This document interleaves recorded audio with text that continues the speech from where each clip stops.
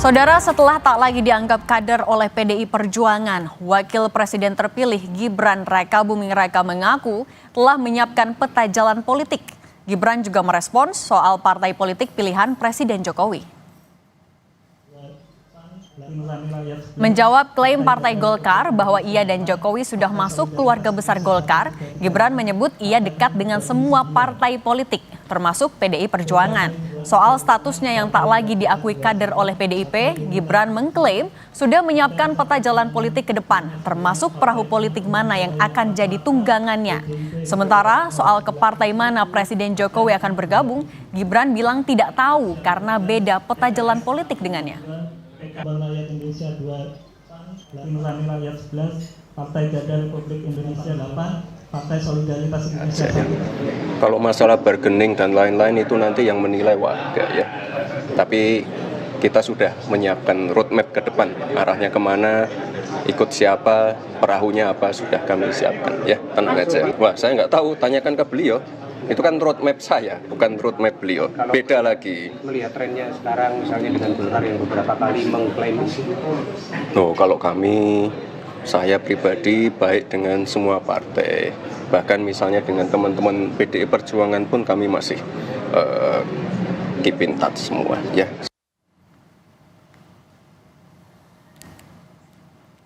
Presiden Jokowi akan pindah perahu politik dari PDI Perjuangan ke partai politik lain kembali mencuat setelah disampaikan Ketua Umum Relawan Projo sekaligus Menkominfo Budi Ari Setiadi. Menanggapi Jokowi yang disebut bukan lagi bagian dari PDIP, Budi Ari bilang Jokowi asik-asik aja. Tapi Budi Ari enggan membocorkan partai mana Jokowi akan pindah. Kalau soal Pak Presiden nggak jadi kader PDIP sekarang, apa ceritanya? Nggak apa-apa, asik-asik aja. Tapi benar berarti udah? Apa? Udah enggak berarti? Ya begitulah, kalau kata sana enggak ya udah kita mah apa aja lah, ya kan. Kira-kira mengabdi Republik ada tempatnya. Kira-kira pelabuhan politik selanjutnya udah dibahas kan Pak Presiden? Pelabuhan memangnya ini bisa bandar. Iya mau ke partai mana misalnya kan? Oh ya tunggu aja. Kalau sekarang dibocorin kurang seru dong. Oh, berarti ada. Ya tunggu aja. Sebelumnya, status Jokowi dan Gibran bukan lagi kader PDIP diungkap oleh Ketua Bidang Kehormatan DPP PDIP Komarudin Watubun. Komarudin menegaskan Jokowi dan Gibran sudah bukan kader PDI Perjuangan karena beda dukungan di Pilpres. Statusnya sebagai kader siapa?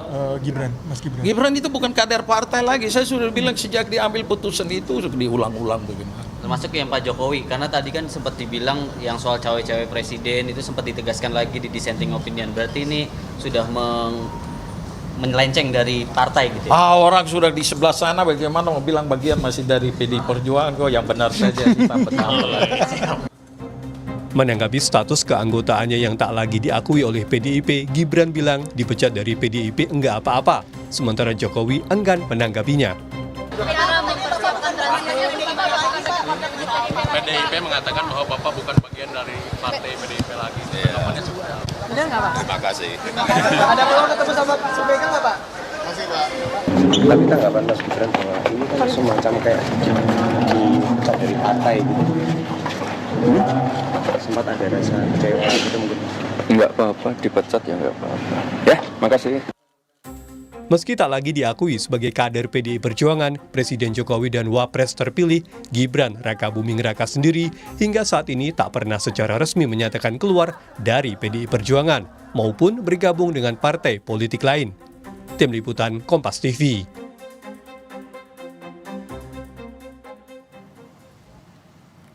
Usai tak lagi diakui sebagai kader PDIP, Wakil Presiden terpilih Gibran Rakabuming Raka menyebut telah menyiapkan peta jalan dan perahu politik ke depan.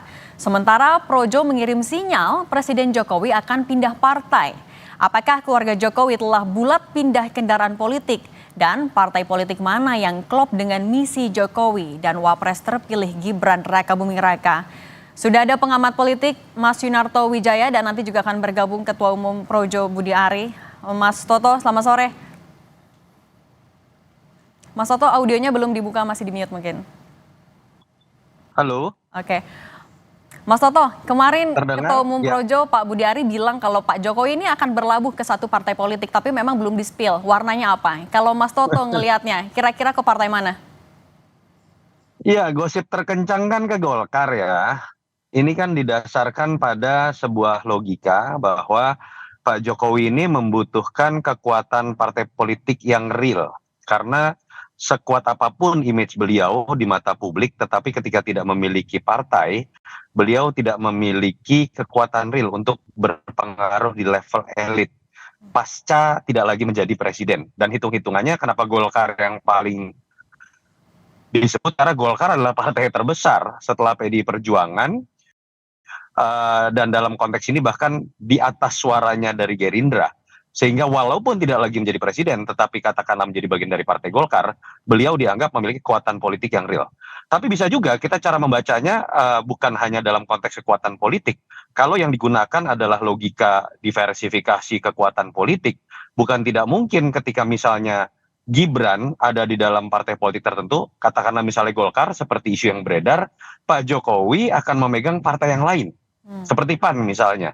Sehingga kemudian baik Pak Jokowi ataupun Gibran yang tanda kutip juga dianggap mewakili Jokowi, masing-masing memiliki kekuatan politik. Belum lagi ditambah Mas Kaisang yang kita tahu sudah menjadi ketua umum PSI. Dan itu yang menurut saya bukan tidak mungkin terjadi kalau strateginya adalah diversifikasi politik, kekuatan Jokowi dan keluarga Jokowi. Dan kalau ditanya saya pribadi, memposisikan Pak Jokowi yang harusnya beyond semua partai, katakanlah para pendukungnya mengatakan dia adalah seorang negarawan, tetap lebih baik bukan Jokowi langsung yang masuk ke dalam partai, karena itu akan mengecilkan dan melokalisir nama besarnya hanya menjadi kader partai tertentu. Seharusnya yang ditempatkan hanyalah sosok Gibran, karena memang Gibran sebagai seorang wapres alangkah baiknya menjadi kader partai tertentu. Oke, sudah bergabung juga ada Ketua Umum Projo, Budi Ari. Pak Budi Ari, selamat sore. Pak Budi Ari, selamat sore. Oke, Mas Toto sambil nunggu Pak Budi Ari. Kalau ngelihatnya artinya bisa dipastikan ya, kalau Gibran dan Pak Jokowi nggak akan ada di partai yang sama. Ini yang menunjukkan kalau atau menguatkan kalau mereka ini akan beda ya peta jalan politiknya ya?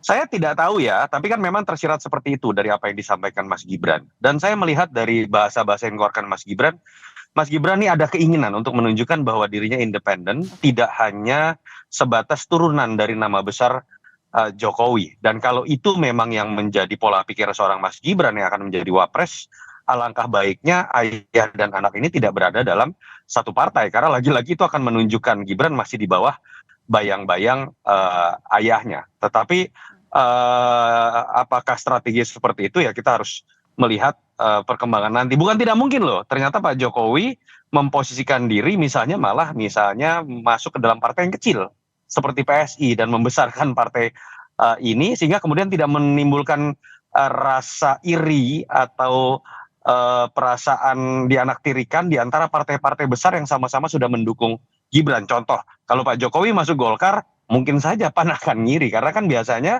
kalau nama Pak Jokowi masih besar, ketika dia masuk Golkar, yang akan membesar adalah nama Golkar. Dan itu akan berimplikasi kepada mengecilnya PAN misalnya. Kalau Pak Jokowi memilih PAN, kebalikannya juga. Bukan tidak mungkin Golkar akan merasa dirugikan sebagai anak tiri. Itu yang menurut saya variabelnya masih banyak yang menarik untuk bisa dianalisis. Oke, tapi Mas Toto ngelihatnya akan atau kapan sih sebenarnya waktu yang paling tepat untuk Pak Jokowi untuk gabung ke partai politik baru? Apakah sekarang ketika masih menjabat sebagai presiden atau nanti juga sebenarnya efeknya masih akan besar?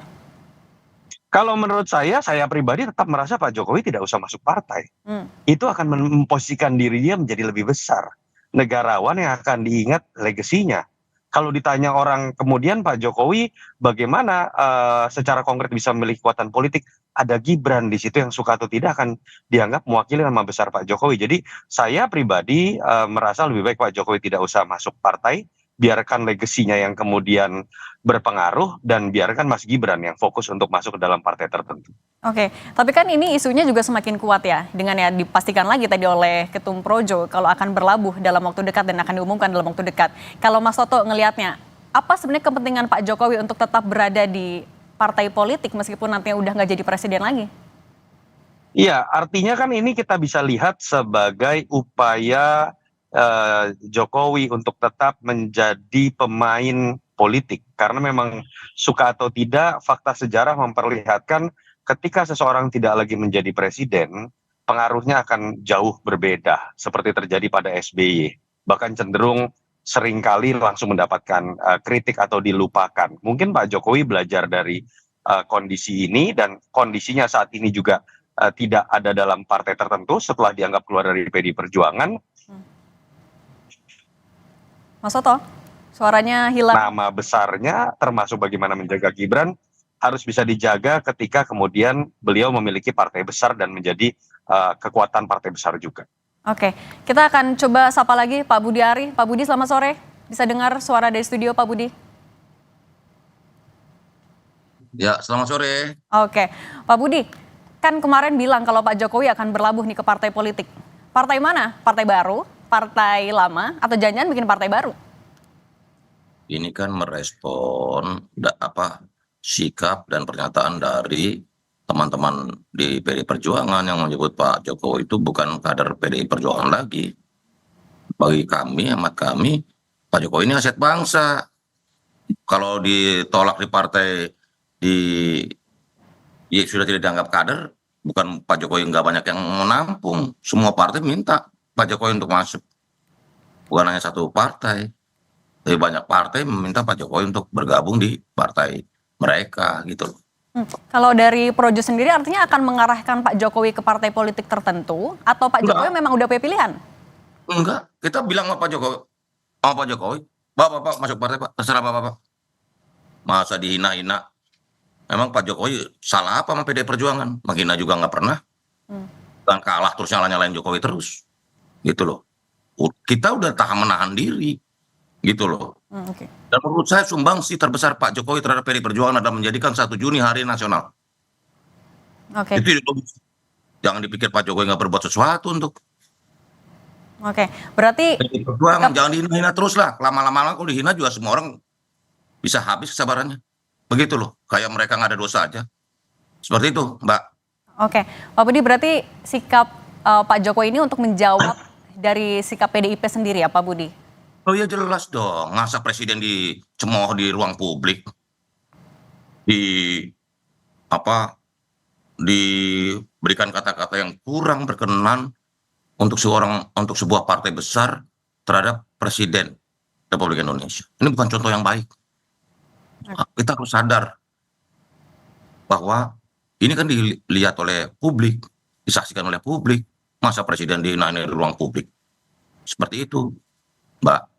Oke, artinya apakah sebenarnya Pak Jokowi masih butuh partai politik apa enggak? Tapi jangan dijawab dulu, Pak Budi dan juga Mas Toto. Kita akan bahas usai jeda, tetap di Kompas Petang. Terkait teka-teki perahu Jokowi, masih bersama dengan Mas Yunarto Wijaya dan Pak Budi Aristiadi.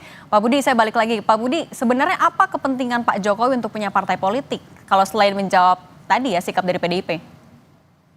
Bukan kepentingan Pak Jokowi, ini kepentingan rakyat, kepentingan masyarakat, dan kepentingan pendukung Pak Jokowi. Karena apa? Karena Pak Jokowi masih muda. Masa dia pulang kampung, enak aja. Masih 63 tahun, udah pulang kampung.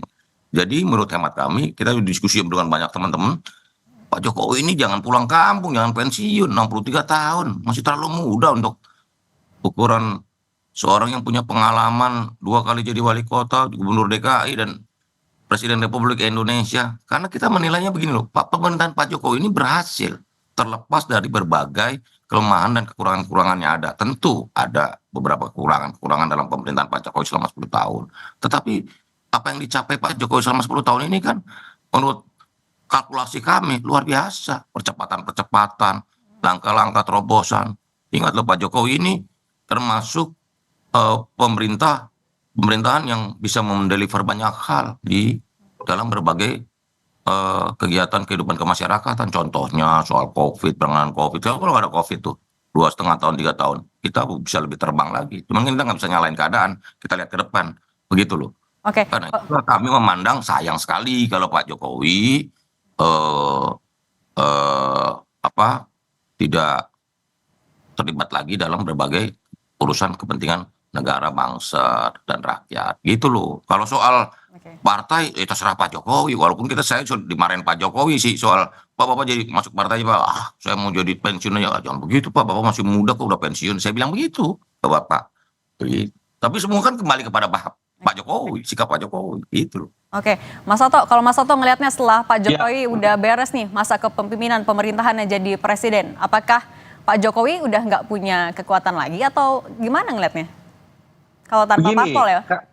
Kalau saya melihat, kan kebanyakan dari para pendukung Pak Jokowi termasuk para relawan, mungkin termasuk Mas Muni ya, Mas Budi Ari, paling tidak nyaman dengan istilah petugas partai yang seringkali dianggap merendahkan posisi seorang presiden.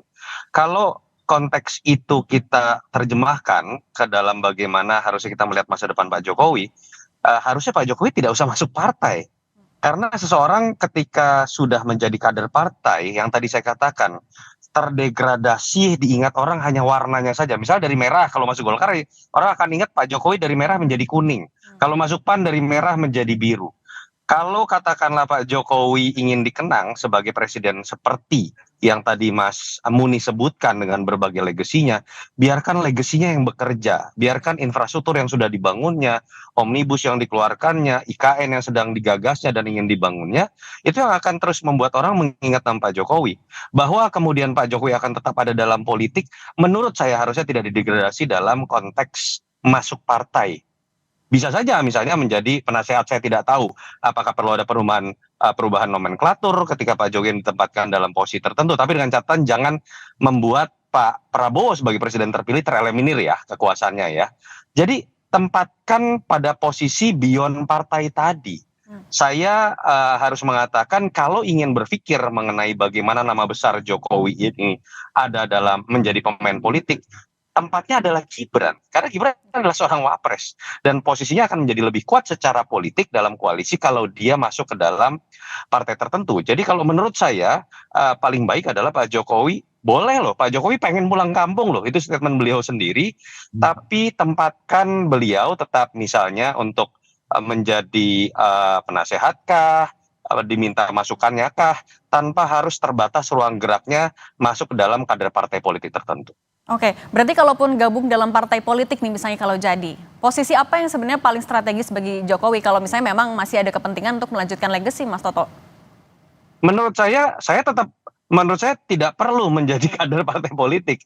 Tempatkan Gibran untuk menjadi ketua umum partai tertentu. Walaupun ini akan memancing kontroversi lagi karena kok baru masuk tiba-tiba bisa jadi ketua umum ya. Tapi itu hal lumrah ketika sosok tersebut sudah menjadi level wapres misalnya ya, tetapi jangan kemudian tempatkan Pak Jokowi lagi-lagi tadi terkungkung mau jadi ketua umum, mau jadi ketua Dewan Pembina, mau jadi ketua Dewan Syuro, warnanya itu akan menjadi hanya satu warna.